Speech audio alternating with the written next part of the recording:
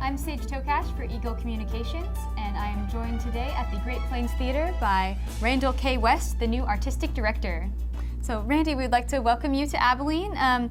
Tell us a little bit about your history and what brought you here. Sure. I have been I've been split between professional musical theater and television my whole career. I went right out of college. I was very fortunate and got a career. And I've been directing in one of those two mediums my whole life. I did quite a bit of theater. I was the theater coordinator for the city of Phoenix for 5 years.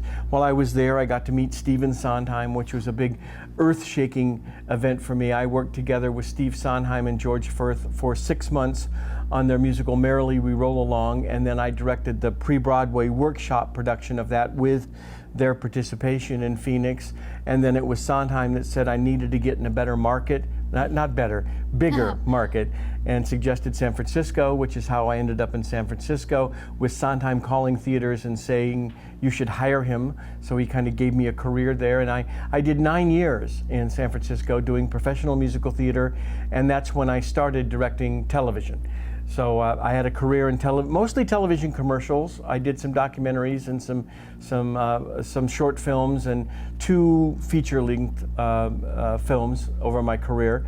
But then after San Francisco, while I was in San Francisco, I was doing television. I was still doing professional musical theater, and then we moved down to Brentwood, California, right about the same time as the O.J. Simpson thing, which was a weird time to be in Brentwood. And our television venture kind of got eaten like a guppy by a great white shark in the big TV world down there. So I ended up in Iowa as the creative director for a pretty large national television advertising agency, and I did that for 7 years. So that was a lot of television. And while they built a theater in Fairfield, Iowa, a 522-seat theater, they asked me to join the board for that theater, which I did for 3 years. And then they eventually asked me if I would be the executive director for the building, and then also help them found the professional musical theater company that they wanted in the theater, which ended up being Way Off Broadway. And I ran Way Off Broadway for 7 years, and Stephen Sondheim, who kind of ended up being the gift that keeps on giving, gave us his name. So the theater was the Stephen Sondheim Center for the Performing Arts. And so I worked there for 7 years until my youngest son, who is now 19, asked if he was going to end up spending his entire youth in Iowa. And I said, maybe not, which landed me in Junction City for 10 months, working on their opera house. And then I went down and opened a theater in Houston for 1.5 years, and then they lost their education person here at Great Plains, and Elizabeth Weiss, the executive director, we made contact, and she asked me if I could come up on very short notice and direct a little shop, which I did in the spring with the youth program. And then out of that, they made the decision to ask me to come back and take over as artistic director, which I have been doing the summer season, but we just opened Annie Get Your Gun, which was the first professional level show with the professional company that I've done. And then I am directing the next the rest of the season, which are 2 more shows this summer and 1 in December. So Randy has experience as an artistic director and starting theaters from the ground up. So obviously Great Plains Theater has existed for a while, but we're going through a lot of changes with new spaces and new staff. And so what are some of the plans that you have for GPT's future? Well, I have to say that this evolved out of Elizabeth always, and the board has a vision for where they want to go with both the building and the program. And when I was here for Little Shop, Elizabeth would come in and we just kind of would have conversations about the kinds of things that could happen here. And then out of that, Elizabeth came back and said, you know, would you want to come here with me and be part of my team and try to make some of those things happen? But one of them is expanding the education program, that we're adding film and television to the theater offerings. We're also adding adult classes, so we're not just teaching young people, we'll be teaching everyone that wants to take a class, adding everything from, well, you just finished an improv class here, but doing everything from acting classes to dance to voice. We're going to start offering voice lessons and piano lessons here. Elizabeth's vision is that we really would become an academy for the arts here, where right now we certainly have participation from people in Abilene in our education program, but we really want to offer unique offerings and bringing in people, say, from New York that bring an opportunity for somebody to take a class with somebody who's very actively involved in the whole New York scene. And we think that would begin to attract people not just from Abilene, but from all of Kansas that would come here to study. So that's expanding that program. You're gonna see more production being produced through the education wing, which will involve, actually creating some productions for the amateurs. All an amateur is somebody who doesn't get paid. It doesn't mean that you're not talented. And so the more that we can nurture the talents of the non-professional people in Abilene, the more they can turn around and be more functional in the professional production. So the whole education program is going to expand into including adults, having film and television, having more production specifically geared toward them so that they can integrate into a greater role into the professional vision. And we were very lucky in Iowa, but of course I had Stephen Sondheim's name. But for 7 years we got terrific people to come to Iowa and help us with our musicals, whether or not that was choreographers or musical directors or people with terrific resumes that really only came to Iowa because they bought into the vision of what we were trying to do and said, yeah, I'll come do your musical with you. And I think in the future we're going to do some projects where you'll see people coming into Abilene to either play a role in a play or in a musical that have substantial resumes and what that does is it does two things. In terms of a mentoring sense, when actors get to be around people and work with people, and those people would also be teaching classes that's available to the public and to our people, but they bring an experience of a professional experience that spreads through your program, and it's really healthy to get that ability to study without having to go to New York to study with somebody who understands New York. I've got really strong contacts with people in the Chicago market. If somebody wants to go from Abilene and jump to another theater market, if they've had a chance to be around people that understand that market, but it also creates a theater networking, that the networking that we had with Way Off Broadway still exists to this day. And they're connected through Facebook. And if you're going into New York, one of those people probably has 5 to 10 people they can email ahead of that and say, I'm coming in to audition or find an agent or to try to find out what's going on. Who should I contact? And they know people to make that happen. Yeah, it's all about connections. Right, and that's what we want to add here. Yeah, that's great. So GPT was very lucky to get Randy because we already had the season picked and cast, and so Randy came in and he was given everything to him, but he didn't really get to make any decisions himself. He cast one person in Annie Get Your Gun, Kevin Ray Johnson. So what was it like to have everything already cast and to just have this thrown at you? Well, I'll tell you, the big unknown is that I knew that I wanted Annie Get Your Gun to be a representative of what I do. And we developed out of Way Off Broadway what's called integrated musical theater, and it's full body involvement. And Sage has been doing theater here for a long time, and I think you'd say it's probably one of the most physical shows. This is absolutely the heaviest dance show that we've done at GPT. And it also is a way of creating theater dialogue, so the dialogue is stylistically at a level so that going up one more level and you sing, and one more level and you sing and dance. And so it's a whole musical theater technique that I wanted to bring here. And the real unknown was they hadn't really tested these people in terms of dance when they cast them. I mean, they knew they could sing and they knew they could vocal callbacks right. and readings, but not dancing. And so it was a little bit of a mystery, and I adapted some things, but basically they were up to the challenge, and also in the past, and this might be something that we look at going forward, but in the past I was always on a 12-day schedule. So I had 12 days to teach a big musical that was was a big dance musical, and we had 9 here. So I still taught a 12-day schedule in 9 days, as Sage will attest to. We certainly did. And they step up and they learned. I mean, the people that are coming out of Annie Get Your Gun are just saying, wow, that's so much show. And that's a testament to the people they did cast. So I would say I'm very happy with the people that I'm getting to work with here. Yeah, it's just been great to work with some different styles, because I mean, we've done shows with a lot of the same directors before at GPT, and they've been good shows, but they've focused on different aspects, and we haven't focused as much on physical movement, which takes a lot more time, and so that's why we've been able to do it in 9 days before. But it was certainly a push to get this done in 9 days, but we did it. Absolutely, and it also, there's a difference in that, you know, people have asked, you know, Annie Get Your Gun used to be a 3.5-hour musical. That's what musicals used to be. And when we're doing the revival, which is the new version, which they cut a whole hour. I mean, now it's 2 hours and 20 minutes instead of 3 hours and 30 minutes.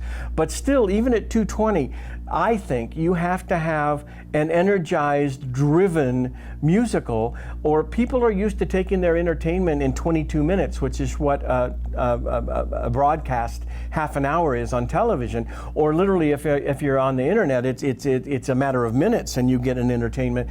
And so to get people to sit down, and the first act is 1 hour and 20 minutes and the second act is 1 hour, you have to reach out and grab them and get them involved and then take them on this journey with you.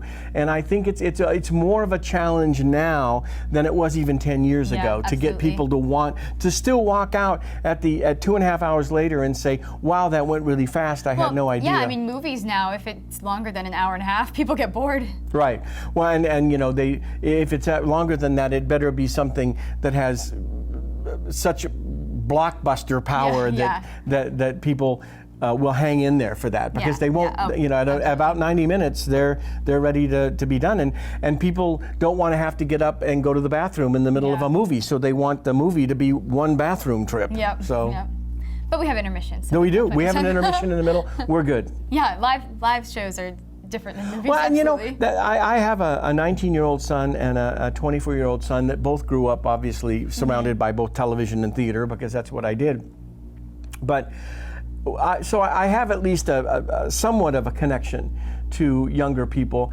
And you know, the performing arts in general have to reach out and make what we do important to more generations, that our audience is just like the audience typically across every theater or orchestra or dance company, everybody who's in the performing arts, our audience is tending to age out. And we have to find a way to make what we do relevant to 20 people in their 20s and their 30s, and then people in their 40s and their 50s. And that group is where we need to invest energy to get them to want to come to whatever the performing art is, whether or not it's an orchestra or a dance company or a theater company or a musical theater company. We got to get those people to feel that's relevant. Now, part of having an education program, we take kids and show them what the performing arts are, and through that they see that it's exciting, and their parents see them in it, and that's part of the way that we start to build that bridge. But I think and I don't know who we are, I think that somewhere the 25 to 45-year-olds got missed in general, in terms of when they're looking for something to do for the weekend, they might be looking at a club, or they might be looking at a bar, or they might be looking at what's the latest thing that you put on 3D glasses to wear and see performers come out of a screen. But most of them are not looking in the newspaper and going, what play is opening, what musical is here, what dance group is performing. We got to get those people, because the fact is, we are 3D. You don't have to put on funky glasses. And the cool thing, the reason I kept coming back to theater from television, you can get something perfect on television. Once it's shot and edited, you can say that's it. But it's always it every time you put the DVD in, it's exactly that. And live theater is different every time we do it. We're affected by that audience. We don't just do the show, we do the show for those people that are in that audience right then. And because of that exchange of emotions and energy, we can create a palpable feeling with that audience that they walk out that I think is hard to duplicate in another medium. Yeah. And that's what we have to get going here, I think. I definitely agree. So, Randy, you've lived in lots of places across the U.S., but you just moved to Abilene. So, tell me a little bit about how you're adjusting to the community and what you think of Abilene compared to everywhere else you've lived. Well, I'll tell you that Houston, there's a lot of nice things about Houston. I mean, there's 1,000 restaurants, and I mean, anything you want to probably find, you can probably find in Houston.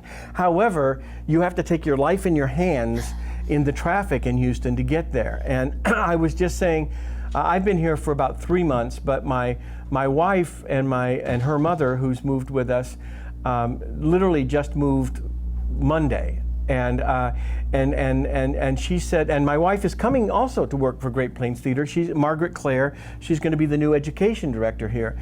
But we said, oh my gosh, last night it rained, and it was supposed to be an evil rain with hail, and where we lived, we didn't get anything other than just a terrific summer rain that dropped the temperature by about 30 degrees.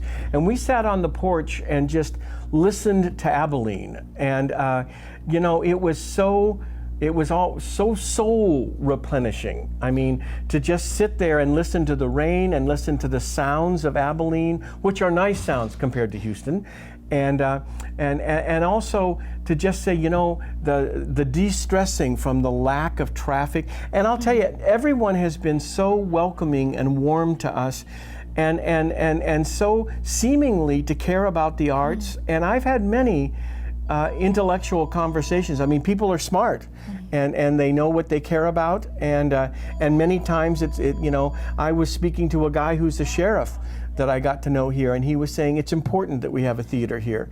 He said, we need better roads, but it's important that we have a theater here. And I found that across the boards, that nobody's come out and said, there's no reason for what you're doing. Everyone seems to acknowledge that it's a better city because we're here. And that's, if you're in the arts, that's all you're really looking for. Yeah, absolutely. So you mentioned that your wife is coming in to become the education director. So tell us a little bit more about her and what her plans are. Well, as I said, she's totally bought into the whole expanding the education. Margaret's a great blend. She was a professional opera singer when I met her, and of course I dragged her out of that and got her into musical theater. We've been married 24 years now. She is a very strong performer in that she performed consistently with Way Off Broadway. She's a good actress, really strong singer. But she's been a musical director for many shows for me, and her vocal pedagogy is terrific.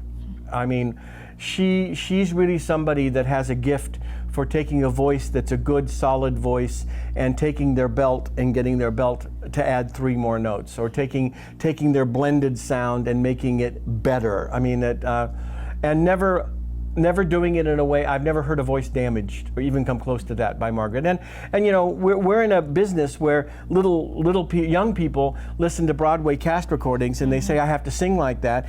And if you're not being coached by somebody, my father, you know, forever was a baseball coach, and he would see people trying to teach little boys to throw a curveball before their elbow was ready to throw a curveball. It's a lot like that in the performing arts, and I've seen Margaret know how to move talent in a way that really expands them, but it's always safe, and that's to me, that's as important as, you know, I've seen dance studios where they've got kids doing, you know, triples, and I think, oh my gosh, you know, you should really be doing a perfect pirouette before you try to do a triple. And so I think it's important that we increase talent, but we always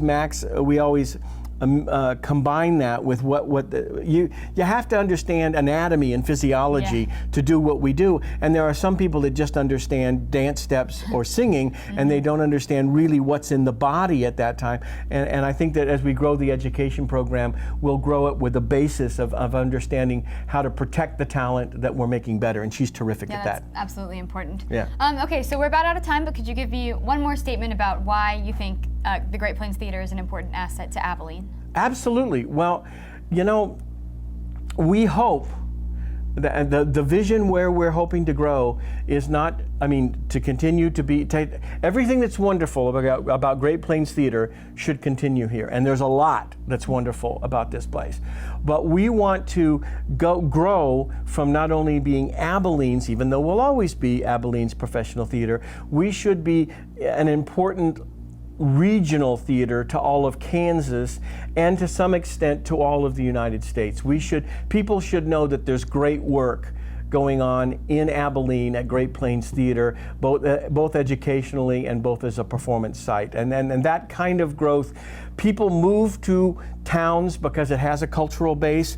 We hope to be the cultural hub for this whole part of Kansas. So.